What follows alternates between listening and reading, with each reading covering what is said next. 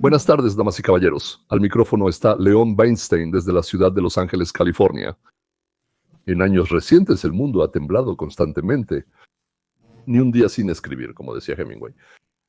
Por cierto, los chinos también dicen que Dios no les permita nacer en tiempos de grandes cambios.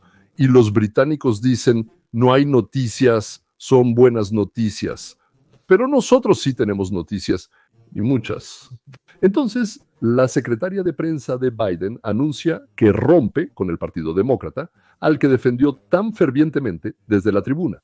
Entonces cancelamos las visas de 300,000 estudiantes chinos. Luego averiguamos quién gobernaba el país en lugar del incapaz presidente Biden, y así sucesivamente. El director general de la OTAN declara que Ucrania está en camino de unirse a la alianza, mientras que 4 miembros de la alianza dicen que él ha perdido la razón. Pero hoy nos vamos a concentrar en un solo acontecimiento, y es el bombardeo de aeródromos en territorio ruso y la explosión del puente de Crimea. Eso estuvo genial y muy bien. ¿O esto condenó a Ucrania a más muertes y destrucción? Empecemos con los últimos acontecimientos y luego volvamos a los orígenes y las causas. Comenzamos esta hora con noticias de última hora desde la Casa Blanca, con una publicación del presidente Donald Trump. Él dice que habló con el presidente Vladimir Putin.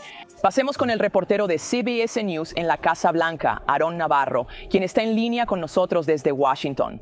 Aarón. ¿Qué nos puedes contar al respecto, Mugo? En esta publicación, el presidente Trump menciona que él y el presidente Putin de Rusia conversaron durante 1 hora y 15 minutos y que Putin le comunicó algo, que él, cito, fue muy decidido. Tendrán que responder a los ataques de drones ucranianos que ocurrieron el fin de semana, cuando los drones fueron introducidos de contrabando, escondidos en semirremolques y causaron daños a aviones y bombarderos rusos. Trump agregó, fue una buena conversación, pero no la que llevará a una paz inmediata. Fue una buena conversación, dice Trump, pero no nos llevará a la paz en Europa del Este. Y sabes, hablaste sobre cómo el presidente Trump habló con Putin y casi parecía una buena conversación. Pero luego no mencionó en su publicación cuando dijo que Putin planea responder a ese ataque por parte de Ucrania, no dijo nada en respuesta a eso. En esa publicación no hubo nada como, oye, tal vez no deberías hacer eso o ten cuidado. Porque ya desde hace mucho tiempo vemos cómo él escribe en las redes sociales sobre cuántas vidas se destruyen, cuántas personas han muerto por esta guerra. Pero nada de la Casa Blanca sobre esta conversación y tal vez pidiendo dejemos de atacar con drones y todo eso. Nada del presidente al respecto. No hemos escuchado ninguna declaración de él durante el fin de semana sobre los ataques ucranianos con drones. Eso también es un punto interesante porque en la última semana viste cómo el presidente Trump criticó públicamente al presidente ruso diciendo que él debería terminar esta guerra lo antes posible, aunque sabemos que el secretario de Estado Rubio ya está negociando con funcionarios turcos en respuesta a estos ataques y a las negociaciones de paz en curso. El propio presidente Trump aún no ha reaccionado. Entonces, después del ataque a 5 aeropuertos, un tren y el puente de Crimea, Trump se comunicó con Putin y al parecer habló con él durante 1 hora y 15 minutos sobre algo. Sospecho que le informó que no sabía exactamente qué estaban preparando los ucranianos. Y digamos que él no sabía que planeaban llevar a cabo una serie de operaciones en la retaguardia profunda de Rusia durante las negociaciones en Estambul. Naturalmente, después de que se llevó a cabo esta operación, los rusos tuvieron una pregunta.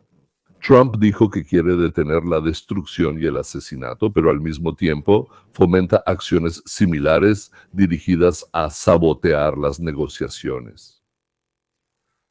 No estoy sugiriendo que Rusia haya hecho algo para sabotear las negociaciones. No estamos armando ni ayudando a Rusia. Rusia es en general representante de otro país, aunque intentamos presentarnos como un mediador neutral. Es difícil, ya que nosotros suministramos armas y demás. Está bien, lo entenderemos mejor. No es sobre eso. Espero que entiendan que el honor del uniforme hará que Rusia tome represalias en serio ahora. Así que, para que la población de Rusia sea feliz, de la destrucción que su líder infligió a los fascistas ucranianos, como los llaman en la Rusia fascista. ¿Qué fue lo que sucedió que llevó al fracaso de las negociaciones? El fracaso de las negociaciones es evidente y conduce a una nueva escalada de acciones militares. En primer lugar, 2 senadores estadounidenses, Graham y Blumenthal, fueron a Ucrania el fin de semana. Creo que pasaron allí un día y una noche, pagaron $400,000 cada uno, en total $800,000, casi 1 millón de nuestro dinero por un solo día. ¿Qué hicieron allí? Y le dijeron a Zelensky que para qué fueron allí, que apoyan completamente la continuación de las acciones militares. En resumen, gastaron casi 1 millón de nuestro dinero, incluyendo probablemente el vuelo, el séquito y otros gastos relacionados. Sí, yo sospecho que gastaron 1 millón de nuestro dinero. Para informarle a Zelensky lo mismo, que se le podía comunicar fácilmente por videollamada, por ejemplo, sí, además, contaron. Creo que esta fue la 4ª visita, tal vez ya la 5ª visita en los últimos 12 meses. Grema en Blumenthal, no sé, Grema en Ucrania. Lo contaron. Entonces, si aprueban en el Senado el plan de sanciones secundarias contra Rusia, eso significa 500% de aranceles a todos los productos de los países que compran a Rusia. Ahí está el petróleo, el gas y todo tipo de cosas nucleares, ¿verdad? La lista de países es la siguiente. ¿Entendiste de qué se trata la conversación sobre quién? Si se aprueba el proyecto de ley de Blumenthal y Graham, ¿a qué países les vamos a imponer un embargo de facto? Primero que nada, China, India, Turquía, Alemania, Austria, Francia, España, Japón, Corea del Sur, sin mencionar Georgia, Hungría, Chequia, Eslovaquia y los Países Bajos. Todos ellos caen bajo esa misma ley. Es decir, el plan genial implica imponer de facto un embargo, un arancel del 500%, este embargo para todo el mundo. Bueno, está bien, no para todo el mundo, para casi todo el mundo, para Indonesia creo que no. Y 81 senadores, según Graham, están de acuerdo en apoyar esto. Ni siquiera quiero definirlo con una palabra, porque se van a ofender conmigo. A la pregunta de cómo se relaciona con el plan de Graham en Blumenthal, Trump respondió que no lo ha leído, lo que significa que ni siquiera quiere hablar al respecto. Yo lo entiendo. Él de alguna manera no debe ofender al senador Graham, pero Graham, él siempre ha sido un halcón, incluso diría un buitre. Él es republicano, mientras que Hillary Clinton es demócrata. Ambos siempre han hecho campaña y votado a favor de bombardear, vengarse, responder golpe por golpe, y así sucesivamente.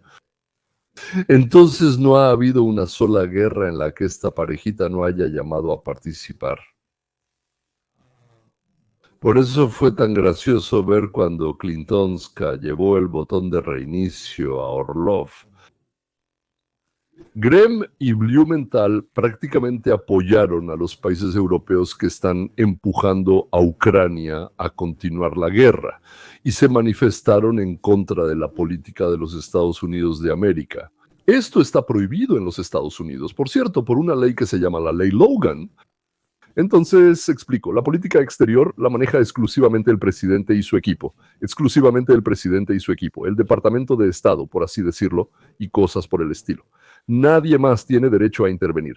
Si un senador, un congresista, otro político, cualquier otra persona viaja a un país con el que tenemos algún tipo de relación o negociaciones y quiere hacer algo o participar en algo, debe dirigirse al Departamento de Estado.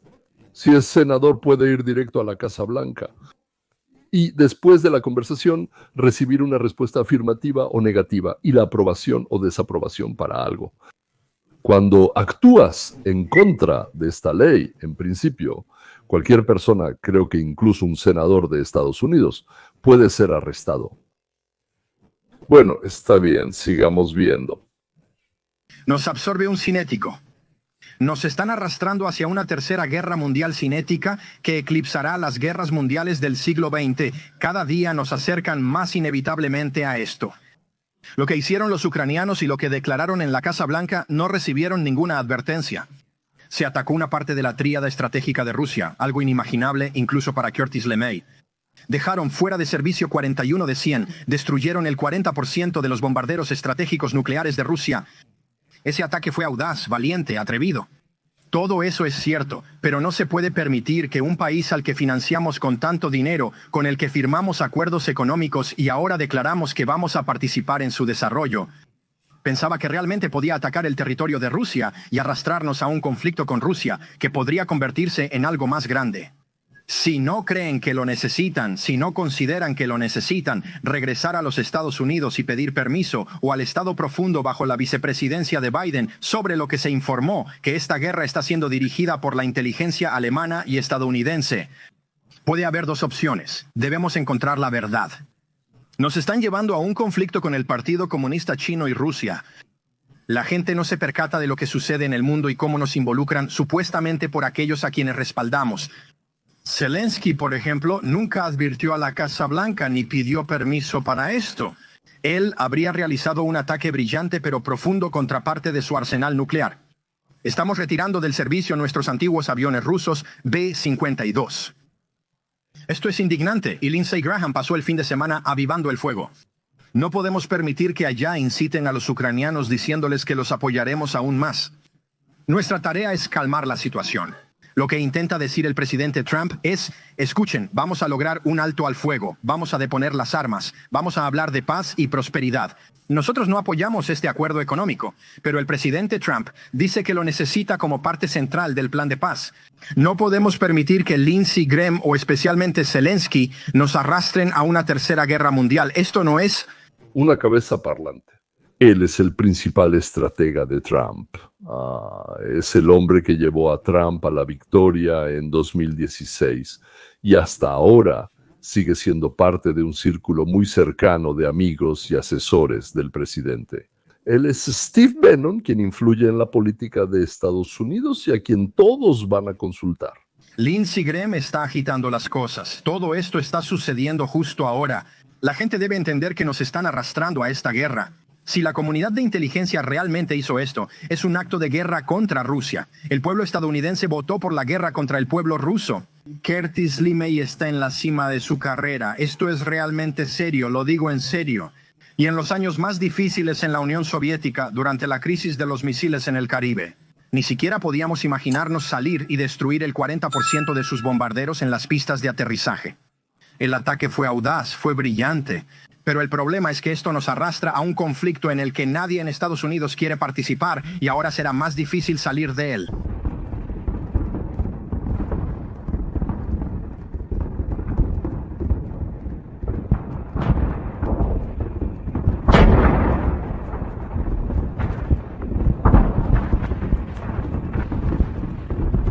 No estoy seguro de que hayan destruido 40. Parece que fueron menos, pero eso en realidad no tiene mucha importancia.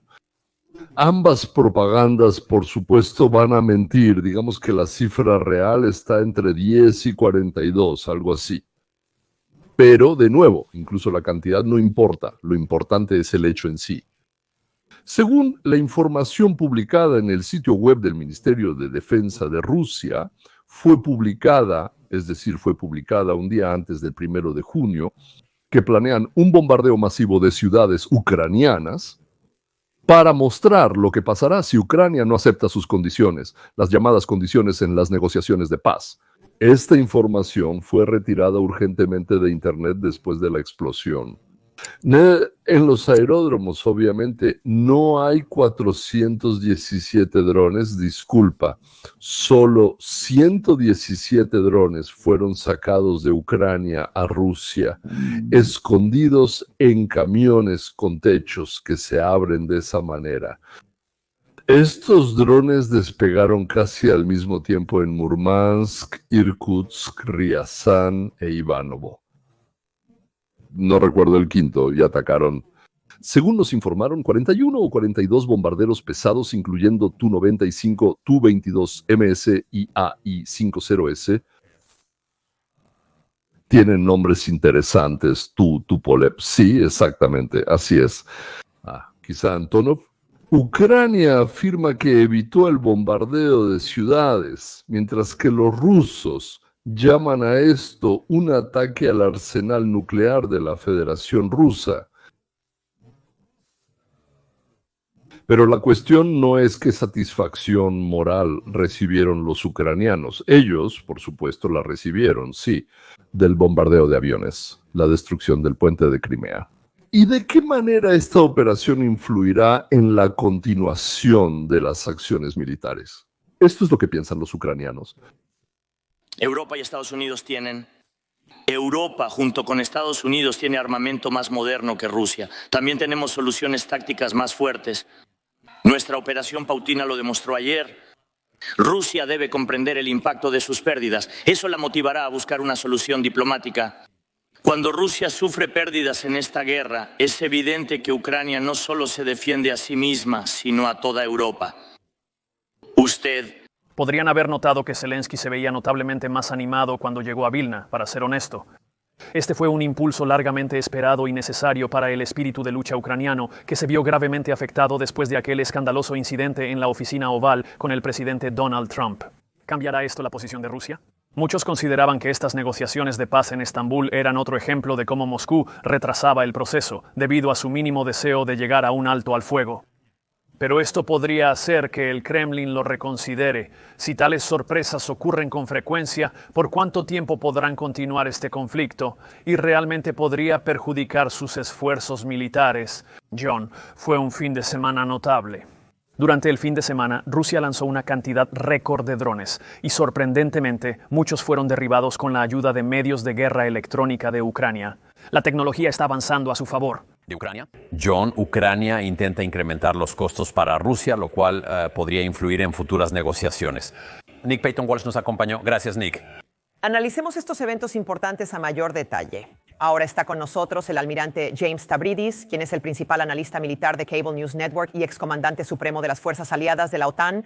También está con nosotros la principal comentarista política y excongresista Adam Kinzinger. También fue miembro del Comité de las Fuerzas Armadas y del Comité de Asuntos Exteriores de la Cámara de Representantes, además de servir en la Guardia Nacional de la Fuerza Aérea.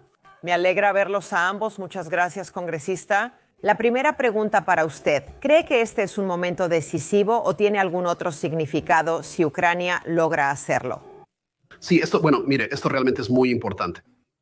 Yo incluso diría que esto es comparable con el momento en que Ucrania llevó a cabo su operación de contraofensiva muy exitosa. Tenga en cuenta que hace muy poco el presidente de los Estados Unidos declaró que Ucrania no tiene ningún as bajo la manga. Estos son los ases bajo la manga y son muy serios. Esto podría significar la posible destrucción de 1/3 de la aviación de bombarderos de Rusia. Este es un golpe inigualable. Recuerden, Ucrania está ganando esta guerra. Para un país que se defiende, para ganar, solo necesita seguir defendiéndose hasta que el atacante se quede sin potencial de combate.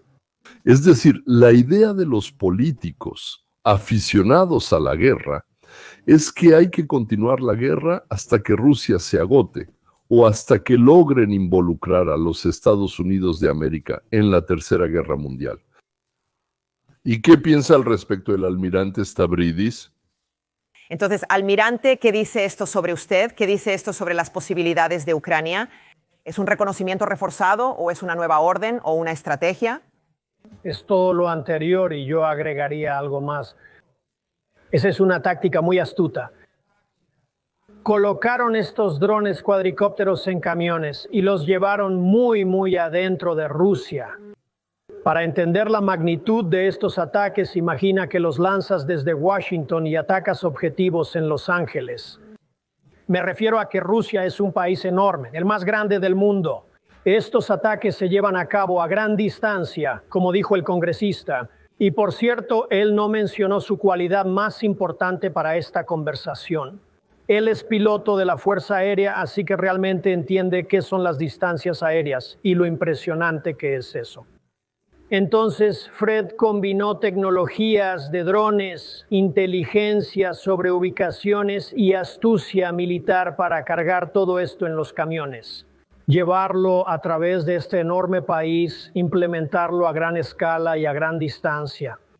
Creo que es un golpe impresionante. Soy griego de origen, así que debo decirles lo siguiente. Esto es una especie de caballo de Troya. Es como esas cajas de madera que empujaron dentro del país. Y de repente de ellas aparecen guerreros que destruyen todos esos aviones y ninguno de ellos es humano. Es un logro militar realmente sobresaliente. Así que han escuchado dos puntos de vista diferentes. Uno dice que es una operación extraordinaria que Ucrania está ganando. No entendí muy bien qué exactamente está ganando Ucrania, pero hay que continuar la guerra porque en el futuro pueden ocurrir avances positivos. Es decir, como les conté, la idea de Andrei Nikolaevich Ilarionov es no detenerse porque, claro, puede que todos mueran, pero tal vez pase algo y recuperen Ucrania. O sea, es como un enfoque de ruleta de Las Vegas, pero en vez de apostar dinero o fichas, apuestas el destino de la vida de millones de ucranianos y esperas, bueno, a ver si funciona. El segundo punto de vista es el de Steve Bannon, el Departamento de Estado de Estados Unidos, y varios republicanos Make America Great Again que creen que Ucrania volvió a perder la oportunidad de terminar la guerra. Sí, con la pérdida de territorio, sí, sin castigar al enemigo. Es como si una madre tuviera dos hijos. Quizás sea un ejemplo tonto, pero así es. Mataron a uno y ella debe elegir. Entonces, puede intentar matar al ladrón, pero si no lo logra, también morirá el segundo hijo. O puede dejar al ladrón en la casa. Salvarse, dejando vivo al segundo hijo. A Benana ni siquiera le preocupa eso. Él y sus compañeros de ideas no quieren convertirse en participantes de la guerra en Ucrania. Pero los líderes europeos, y aquí una parte de los políticos de los Estados Unidos de América, están tratando diligentemente de hacernos a nosotros, Estados Unidos, parte del conflicto. Observen cómo intentan provocar nuestras emociones. ¿Qué? Lo verás en ruso. En la respuesta de Rusia verás ataques a escuelas, a hospitales, a la infraestructura civil. Así es como actúa Rusia. Ucrania pelea con honor mientras que Rusia ataca a los civiles. No estoy diciendo que eso no sea así. Pero entonces hay que informar que ese mismo 1 de junio los ucranianos descarrilaron un tren de pasajeros lleno de civiles. Me disgusta la cobertura unilateral de los eventos. Bueno, a nosotros nos interesa no la alegría a corto plazo de que Ucrania haya respondido a Rusia y además, digamos, a varios objetivos importantes. ¿Y cómo va a influir esto en el desarrollo de los acontecimientos más adelante? Vamos, señores, intentemos, como se dice, pensar. Primero, Rusia responderá. Desde hace tiempo permite entre 300 y 400 drones, lo va a señalar. Por ahora no se hablará de paz. Ucrania recibirá nuevas heridas y emociones tanto de la victoria como de la derrota. No dejarán que se avance hacia una solución pacífica. En segundo lugar, en Rusia no ha cambiado la opinión sobre sus capacidades para llevar a cabo la guerra y ganarla. Como era, así se quedó. Lo que pasó fueron operaciones como pinchazos con una aguja. Desagradables, dolorosas, irritantes, pero solo eso. Ellos animan a los partidarios de la línea dura respecto a Ucrania, es decir, esas voces moderadas que siempre existen, que siempre están presentes en el círculo que discute los conflictos internacionales, al menos temporalmente tendrán que guardar silencio. Tercero, la operación no cambiará las exigencias de Rusia para las condiciones de la tregua. Rusia percibe cualquier alto al fuego como una oportunidad para reagruparse. Es decir, este retraso táctico, esta operación hábil no trajo ningún cambio en el frente principal, salvo que empeoró las posibilidades de paz.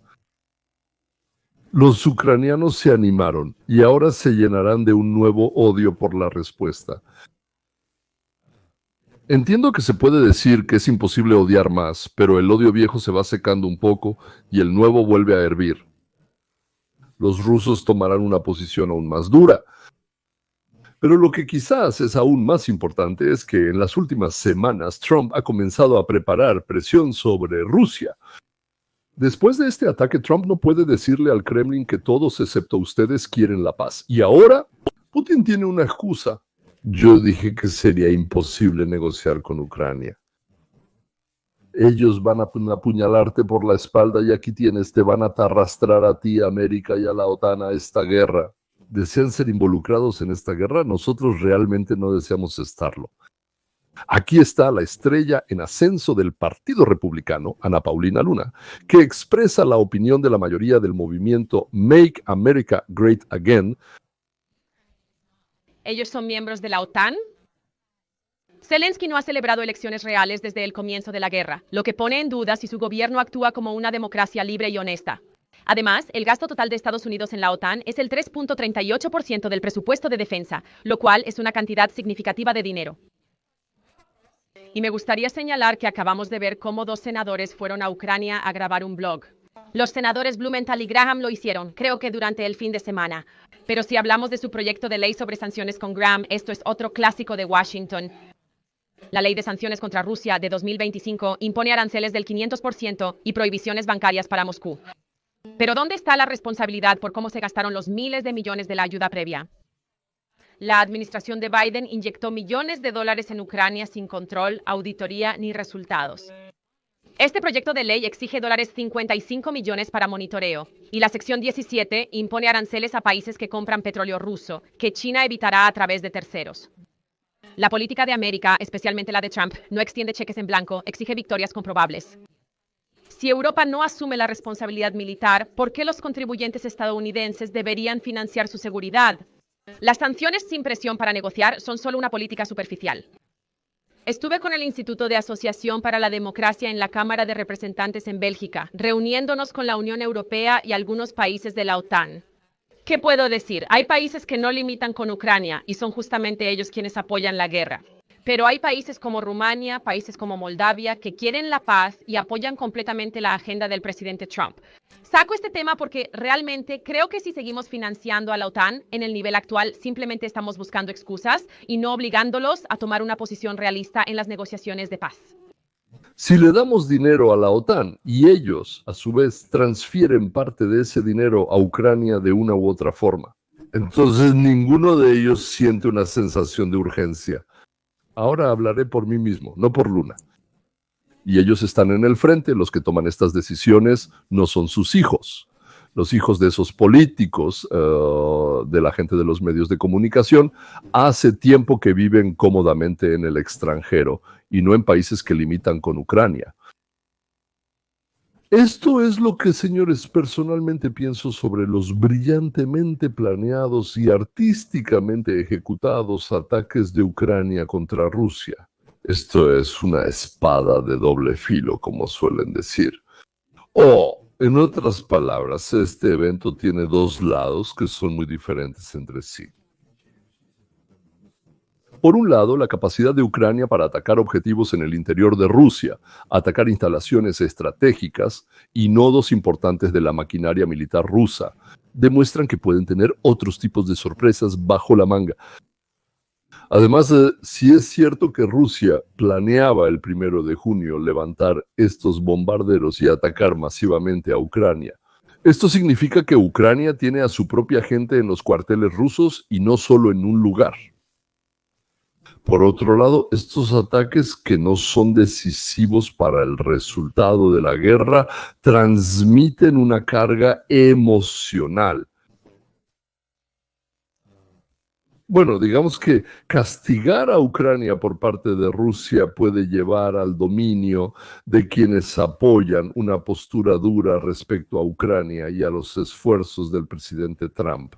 Bueno, al menos por ahora, si hubo algún progreso en las negociaciones o si Trump empezó a preparar presión sobre Rusia, todo eso está pospuesto y congelado. En otras palabras, hasta que las pasiones se calmen, los rusos ucranianos seguirán muriendo en el campo de batalla. Cada vez más y más. La oportunidad de detener la masacre se ha pospuesto indefinidamente. Y decidir. ¿Está bien que los ucranianos hayan atacado o no vale la pena? Decidir depende de ustedes, damas y caballeros. Cada uno de ustedes debe decidir. Hasta luego, hasta la próxima vez.